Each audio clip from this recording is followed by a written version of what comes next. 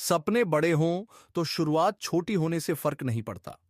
ये कहानी है एक ऐसे इंसान की जिसने अपने छोटे से गांव की एक दुकान से करोड़ों का कारोबार खड़ा किया। ये कहानी है राजेश वर्मा की, जो उत्तर प्रदेश के एक छोटे से गांव में पले बढ़े। उनके पिता की एक छोटी सी किराने की दुकान थी, जो मुश्किल से घर का खर्च चला पाती थी। बचपन से ही राजेश ने अपने पिताजी के साथ दुकान पर काम करना शुरू कर दिया था। सामान जमाना, ग्राहकों से बात करना और खाता बही संभालना। वहीं से उनके अंदर एक व्यापारी की चिंगारी जल उठी। राजेश पढ़ाई में अच्छे थे, लेकिन हालात ऐसे नहीं थे कि ऊंची पढ़ाई के लिए बड़े शहर जा पाते।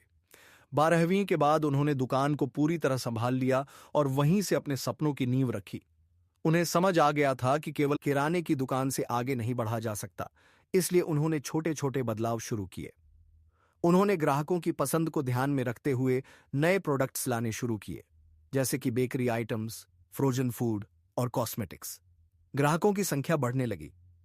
उन्होंने पास के गांवों में भी डिलीवरी देना शुरू कर दिया, जिससे उनकी दुकान की पहुंच बढ़ गई।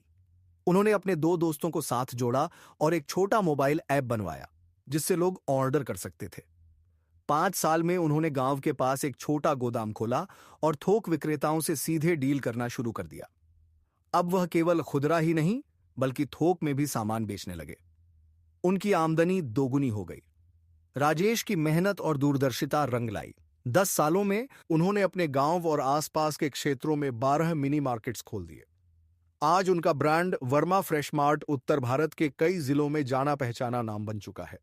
जहां से उन्होंने शुरुआत की थी, वही पुरानी दुकान आज भी बनी हुई है, लेकिन अब वह एक मॉडल स्टोर बन चुकी है।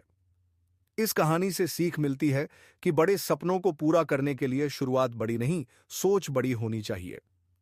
राजेश वर्मा जैसे लोग हमें दिखाते हैं कि जब लगन और समझदारी से छोटे कदम उठाए जाते हैं, तो वह करोड़ों के सफर में बदल सकते हैं।